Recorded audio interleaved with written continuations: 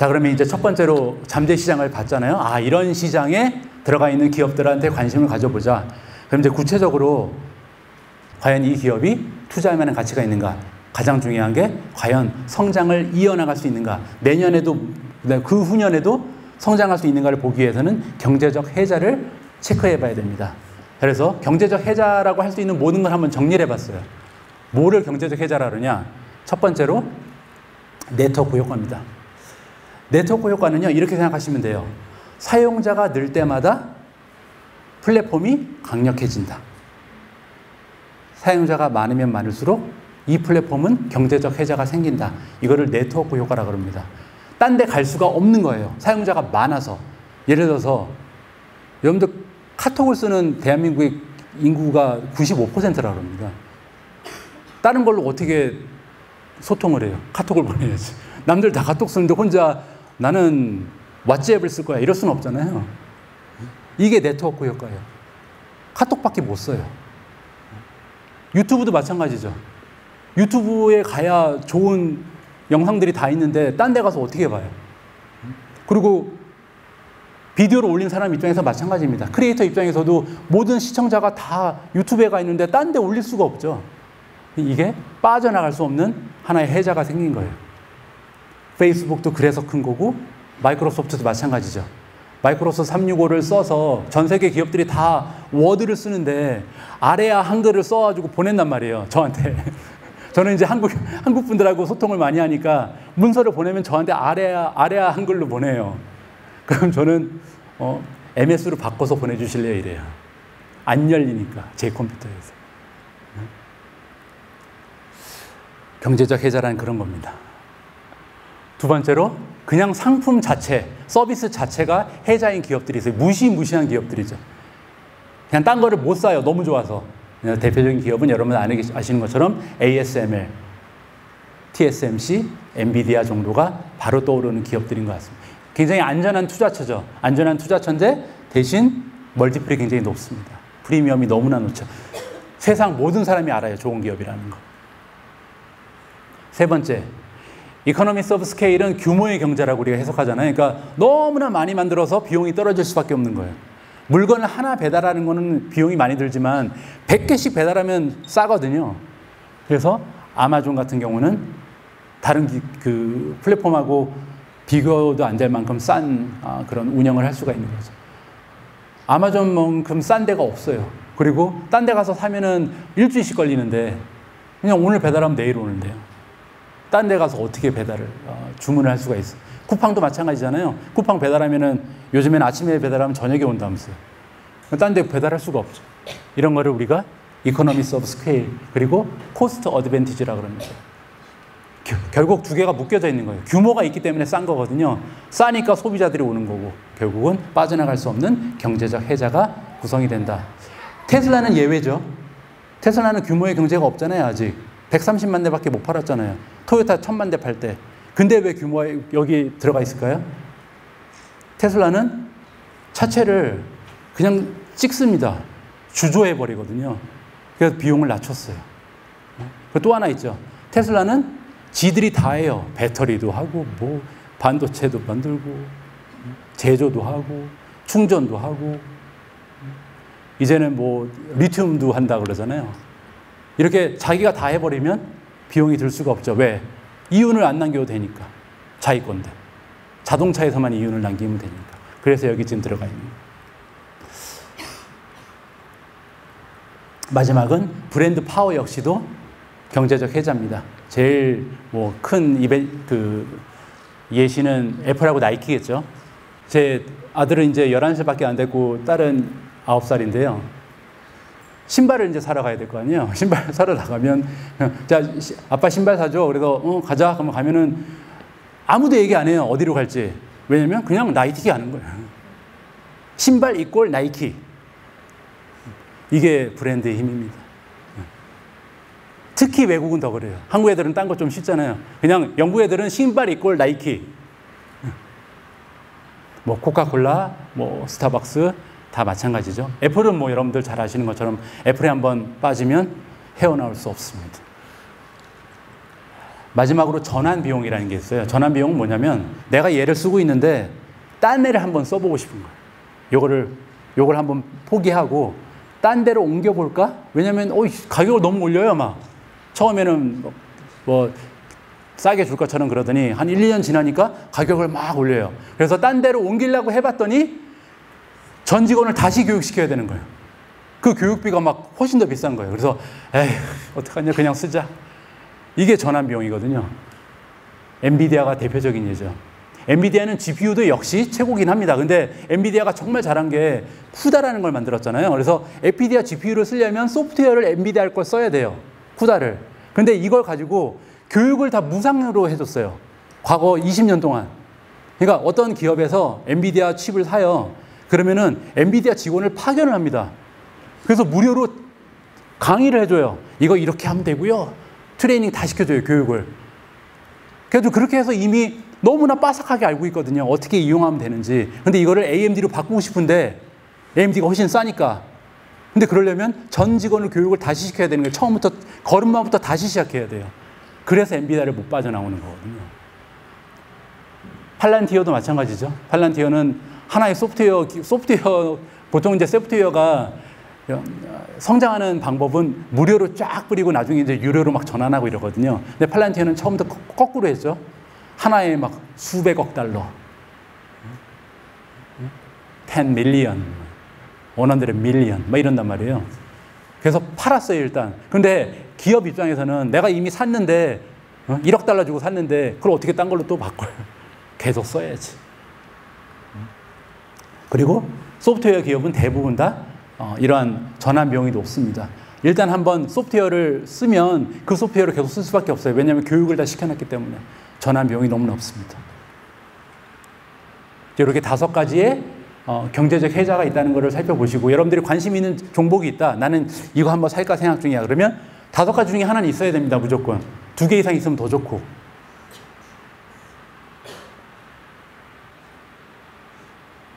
자, 이번에는 새로운 성장 동력에 대해서 예시를 좀 들어볼까 합니다. 그러니까 우리가 가장 많이 투자하고 있는 Magnificent 7이 있잖아요. 황야의 7인.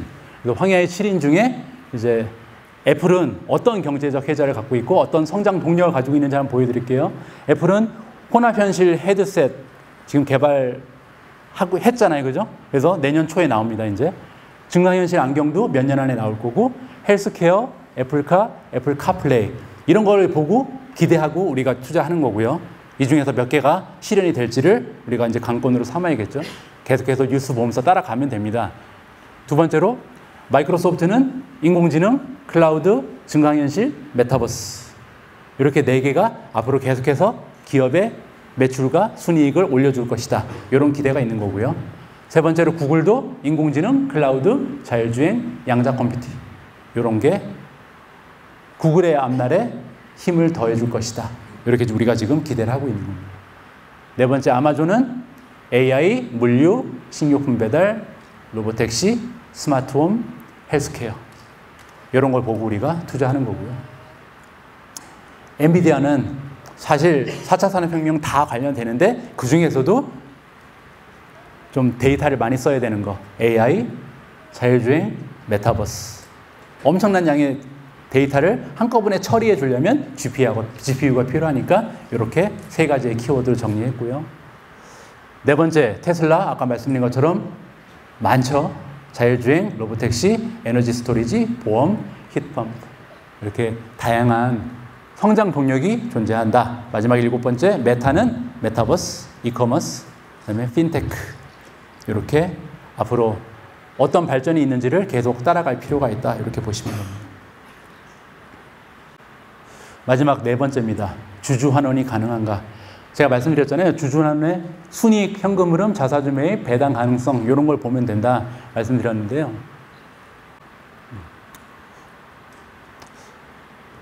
제가 슬라이드 넘기는 이 기기에 복이 없어요. 제가 쓰는 건 항상 이렇게 안 돼요. 2년 전에도 잘 안 되는데 오신 분은 기억하시고. 제가 약속드린 것처럼 제가 이제 나름대로 생각한 탑5로 오늘 여러분들과 공유를 할 겁니다. 지금 현재 제 생각이 그렇다는 겁니다. 이 1년 후에는 변할 수 있어요. 지금 제가 봤을 때 아까 4가지 조건을 봤을 때 이 4가지에 다 충족하고 제일 좀 좋아 보인다. 5개를 고를 텐데요. 그 5개를 보여드리기 전에 미준 멤버십을 어떻게 바꾸는지 잠깐 좀 설명을 드려야 될 것 같아요. 여기 계신 분들 중에 80% 이상이 멤버십, 90% 이상이 멤버십을 가지고 계신다고 봅니다. 제가 아이들하고 대화를 굉장히 많이 하는 아빠 중에 하나입니다. 전 참고로 제 아들이 이제 11살이잖아요. 그러니까 태어난 지 11년이 된 거잖아요. 11년 동안 저녁을 같이 못 먹어본 적이 거의 없어요. 10번도 안 되는 것 같아요. 이번 주 내내 같이 못 먹었죠. 이거 빼고. 저녁을 같이 못 먹어본 적이 거의 없습니다. 아이들하고. 그 정도로 항상 대화를 많이 해요. 그래서 이 말이 많아요, 제가. 아들한테. 이렇게 살아라. 그래서 이제 조언을 많이 해주는데 최근에 이런 조언을 한 게 있어요. 네가 살 세상은 인공지능 세상이기 때문에 공부 그렇게 중요하지 않아. 우리 때는 아는 게 힘이었거든. 왜냐하면 사람들이 이제 아는 게 별로 없었어. 그래서 책을 많이 읽어서 여기에다가 많은 정보를 넣어놓으면 그 사람이 최고였어. 근데 네가 사는 세상은 다 똑똑해. 왜냐하면 다 스마트폰이 하나씩 있어. 그래서 알 필요 없어. 아는 것보다 중요한 건 내가 볼 때 이 많은 정보 중에 어떤 게 중요하고 어떤 게 맞는가를 보는 게 너무 중요해. 그래서 지금부터 좀 찾아봐야 돼. 아는 것보다 이 어떤 정보가 중요한지를 가려내는 능력을 길러야 될 것 같아. 이런 어려운 대화를 11살 애한테 시도를 했습니다. 그랬더니 우리 아들이 저한테 뭐라 그러냐면 어떤 게 중요한 건지 어떻게 알아? 이러더라고요. 제가 이때 미준 패밀리 생각을 했습니다. 제가 2020년 6월 달에 미준 유튜브 채널을 열었을 때요. 거창하게 이렇게 써놓은 게 있어요. 제가 미준을 왜 하는지. 거기다 뭐라고 써놨냐면 미국 주식에 대한 관심이 올라가고 있는데 미국 주식에 대한 정보가 너무 없다. 그래서 저는 비전문가지만 저는 영어 문서 되게 쉽게 읽고 요약할 줄 안다. 그래서 제가 공부하는 과정을 그대로 여과 없이 보여드리겠다. 그래서 정말 미국 주식 너무 좋은데 정보가 있어야 투자를 할 거 아니냐. 제가 도와드리겠다. 이러면서 이제 미준 채널을 개설했단 말이에요. 그래서 구독자 수가 3개월 만에 10만을 찍었습니다. 왜냐면 아무도 미국 주식 얘기를 안 하잖아요. 그 흔한 테슬라 얘기도 안 해요. 심지어 삼성증권에 가도 미래에셋증권에 가도 미국 주식에 대한 정보가 하나도 없는 시대였어요. 3년 전인데. 근데 지금은 어때요? 지금 저한테 오는 이메일만 하루에 10개가 넘어요. 미국 주식에 대해서. 뭐 이렇게 많아졌는지. 그리고 정보도 다 좋아요. 제가 읽어봐도. 더 이상 제가 이렇게 여러 가지 정보를 전달해 드리면서 경쟁력이 없다는 생각을 하게 됐습니다. 그래서 그러면 예전에 제 유튜브가 갑자기 성장했던 이유는 세상에 정보가 없으니까 정보를 드리면 되거든요.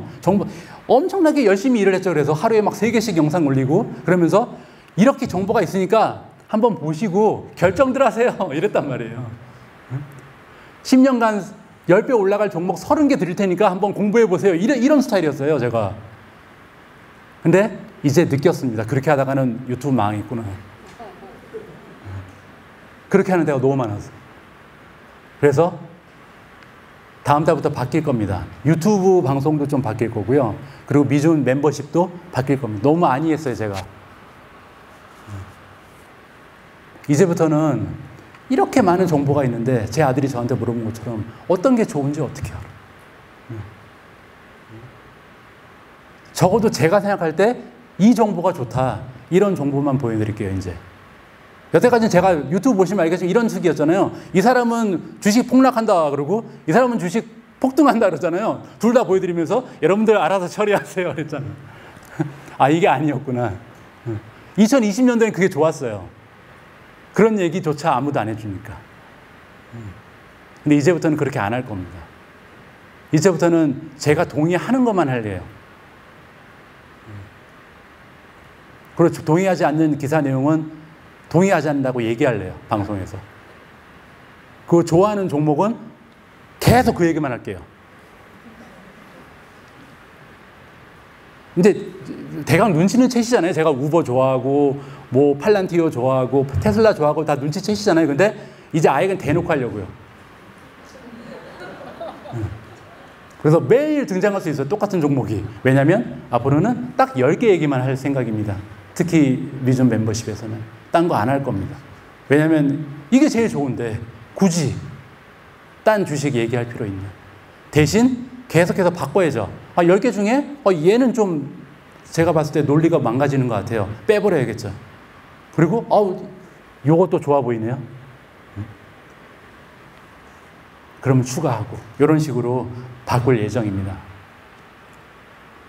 그래서 미전 멤버십 많은 분들께서 함께 해주시길 바라고요. 자, 미준 선정 탑5를 공개하기 전에 후보자들을 보여드리겠습니다. 이 10개의 종목을 탑10으로 제가 선정을 했습니다. 그래서 아까 보여드렸던 시장의 잠재력, 성장 동력, 경제적 해자, 주주하는 능력을 모두 봤더니 적어도 제가 볼 때는 이 5가지의 주식에 투자하는 게 성공 확률이 높겠더라라는 확신이 들고 있거든요. 첫 번째는 테슬라입니다. 잘 아시는 것처럼 테슬라가 빠질 수는 없겠죠. 제가 지금 가장 많이 보유하고 있는 종목이 테슬라예요. 이미 알고 계신 것처럼. 테슬라는 전기차, 자율주행. 전기차는 지금 침투율이 10%, 자율주행은 침투율이 1%도 안 되죠. 따라서 무궁무진한 발전 가능성이 있고요. 경제적 해자는 아까 우리가 얘기한 것처럼 비용 효율성이 있죠. 주저하니까. 그리고 상품 경쟁력이 있죠. 주주하는 능력은 저기 이제 제가 정리를 해놨습니다. 지금 순이익 마진은 13%밖에 안 됩니다. 물론 더 높았는데 많이 떨어졌죠. 그래도 많이 높은 편이에요. ROE 보세요, ROE. 27.14%잖아요. 제가 얘기했잖아요. 적금을 하면 ROE가 4%인데 테슬라에 투자하면 ROE가 27.14%예요. 그 얘기는 뭐냐면 우리가 만약에 너무나 돈이 많아서 테슬라를 통째로 사요. 100%를. 그러면 내가 투자한 돈의 27.4%를 매년 준다는 거예요, 저한테. 적금은 4%인데. 물론 그 중에 대부분은 미래를 위해 투자하죠, 지금은. 아직까지는. 그리고 ROE가 높으면 하나 더 봐야 된다 그랬죠? 부채가 많은지. 왜냐면 ROE가 높은 이유는 두 가지다. 순이익이 너무 많거나 아니면 부채가 너무 많아서 자기 자본이 없다. 내 돈이 없어서 ROE가 클 수도 있다 그랬잖아요. 데트 에퀴티라고 써있죠. 데트 에퀴티는 뭐냐면 내가 가지고 있는 자본하고 부채를 비교했을 때 부채는 내 돈보다 많은가 적은가예요. 테슬라는 11%입니다. 11.14%. 그 얘기는 내 돈에 비해서 부채는 11%밖에 안 되는 거예요. 부채가 거의 없는 거죠. 내 돈이 1,000만 원이면 부채는 110만 원이에요. 엄청나게 대단한 기업인 겁니다. 그죠? 두 번째 엔비디아, AI, 자율주행, 메타버스, 경제적 해자, 상품 경쟁력, 전환 비용 말씀드렸죠 아까. 그리고 주주 환원 능력 보면 순이익이 31.6%고요. 현금 흐름 30.4, ROE는 40%가 넘어갑니다. 이거는 더 올라갈 수도 있어요. 지금 인공지능 칩이 너무 비싸서 계속 올라갈 가능성이 높습니다. 데트 에퀴티는 39% 양호한 거죠. 내 돈이 100만 원이면 부채는 40만 원밖에 안 되는 거예요. 그리고 PER을 한번 봐보세요. PER이 37.9배잖아요. 뒤에 이제 FWD라고 써 있는 거는 forward의 약자인데 forward는 뭐냐면 앞으로 다가오는 1년이에요. 그러니까 저 얘기가 뭐냐면 PE에서 E는 earning이라고 그랬잖아요. 그래서 1년 동안 만드는 순이익에 비해서 시가총액이 몇 배 정도 올라가 있는가 이거를 PER이라고 그랬잖아요. 근데 앞으로 미래에 만들 순이익에 비해서 시가총액이 지금 몇 배까지 올라간 거예요? 37배입니다. 생각보다 너무 낮지 않아요? 엔비디아는 원래 40배 넘었어요, 항상. 역사적으로. 이렇게 많이 떨어진 적이 없습니다. 그러니까 엔비디아 지금 비싸다고 생각하면 안 된다는 얘기가 이것 때문에 나오는 거거든요. 왜냐면 PER을 볼 때 한 가지 더 봐야 될 게 있어요. 성장률을 봐야 되거든요. PER에 대해서 다시 한번 설명을 해드리면 이렇게 보면 될 것 같아요. 내가 100만 원이 있는데 100만 원을 기업에 투자했어요. 근데 PER이 예를 들어서 10배예요. 10배란 얘기는 100만 원을 투자했는데 나한테 1년에 10만 원씩 돌려준다는 얘기입니다. 그럼 10만 원을 10년 동안 모아야 100만 원이 되잖아요. 그러면 10년을 기다려야 원금이 회수되잖아요. 이게 PER이에요. 그래서 PER이 10배란 얘기는 지금 현재 순이익을 10년 동안 모으면 원금이 회수된다 이렇게 보시면 돼요. 근데 어떤 기업은 PER이 막 40배, 50배가 올라가잖아요. 왜 그러냐면 지금 현재는 나한테 들어오는 돈이 10밖에 안 되는데 만약에 성장률이 100%면 내년에는 얼마를 받아요 내가? 20을 받잖아요. 10이 아니라. 10을 받고 다음에는 20을 받는데 그 다음에는 40을 받아요. 그러다 보면 10년을 기다릴 필요가 없죠. 3, 4년만 기다리면 원금이 회수가 되잖아요. 그래서 PER이 올라가는 거거든요. 그래서 PER만 보면 안 되고 성장률을 봐야 되는 겁니다. 지금 현재 순이익에 비해서 몇 배 올라간 게 중요한 게 아니라 그러면 내년에는 PER이 어떻게 될 것인가, 후년에는 어떻게 될 것인가 이걸 감안한 게 PEG예요. 가장 마지막에 있는 거. PE를 G로 나눈 겁니다. 그로스로. 성장률로 나눈 거예요. 그러면 옆에 보시면 엔비디아는 1.1밖에 안 됩니다. 옛날에 피터 린치라는 전 세계에서 가장 수익률이 좋았던 펀드 매니저는 10년 동안 연평균 수익률이 28%였는데요. 그분은 PEG가 1.0 밑으로 떨어지는 것만 샀대요. 그래서 그렇게 좋은 수익률을 올렸다고 합니다. 엔비디아는 지금 비싼 주식이 아니에요. 1.1이니까. 물론 1.0 밑으로 떨어지면 또 좋겠지만. 그 다음에 세 번째 마이크로소프트 시장 잠재력하고 경제적 혜자는 넘어가겠습니다. 아까 자세히 말씀드렸으니까 순이익 마진이 34% 되죠. 그리고 ROE는 38, 지금 부채는 38%밖에 안 되고요. PER은 29배입니다. 그리고 PEG는 오히려 2.2, 오히려 높죠. 엔비디아보다. 왜? 엔비디아보다 성장률이 떨어지기 때문이죠.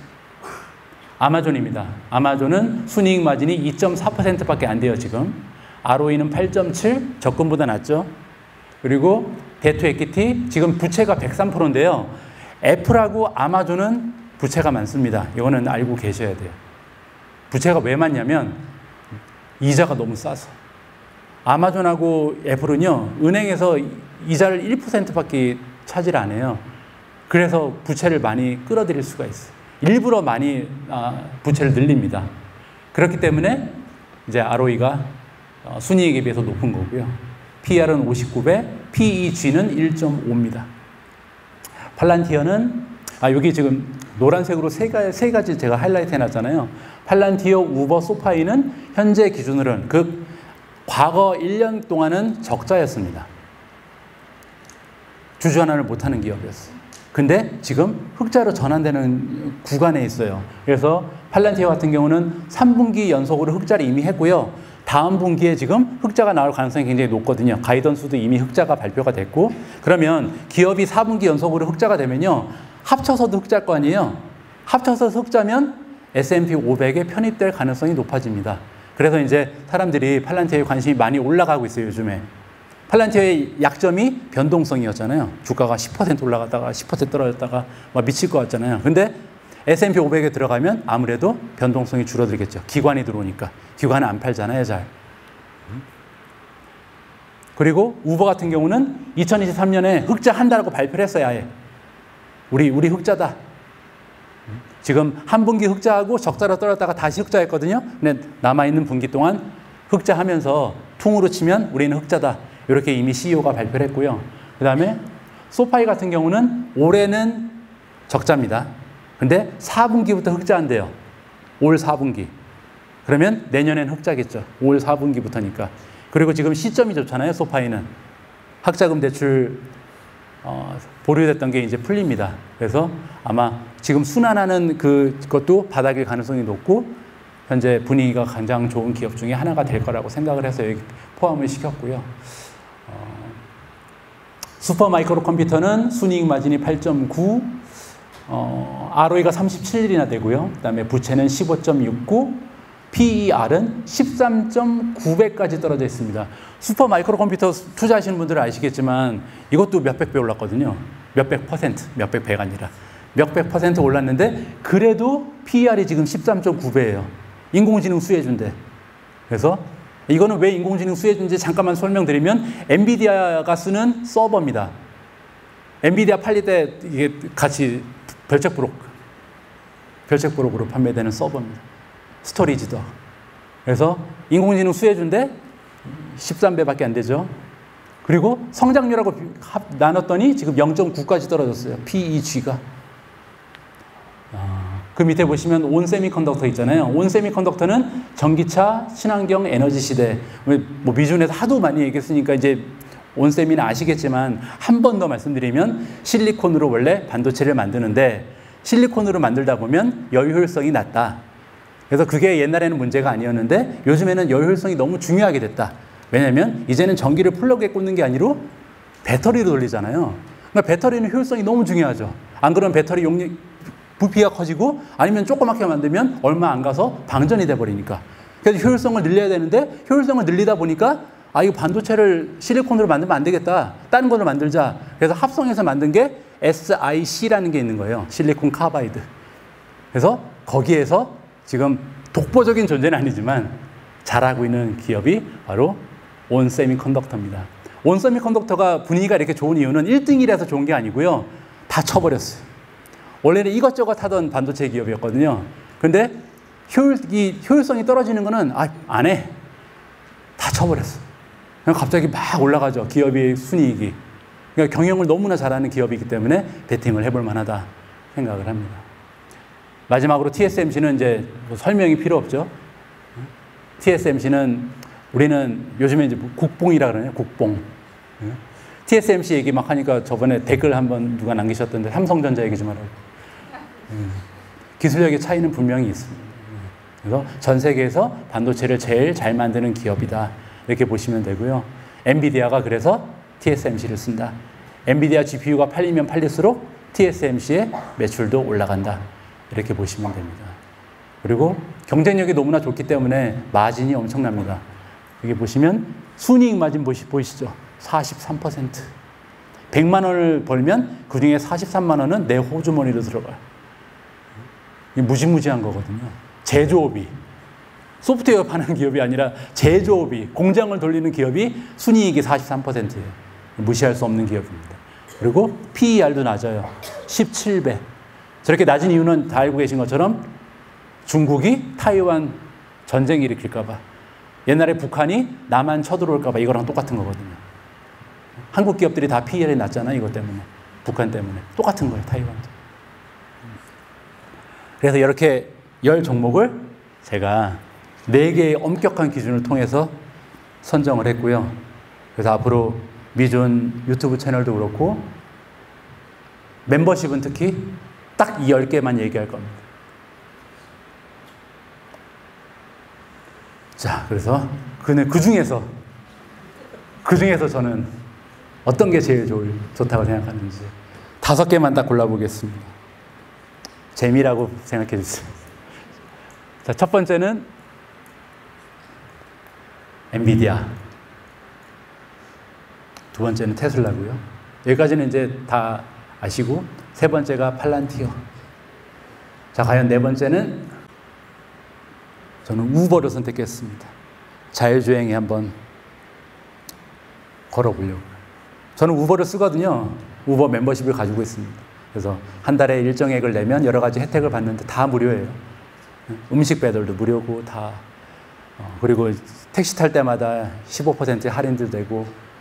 그 더 중요한 건 이제는 안 되는 게 없습니다. 비행기 예약도 되고 기차표도 예약되고 점점 커지고 있습니다. 마지막은 슈퍼마이크로컴퓨터.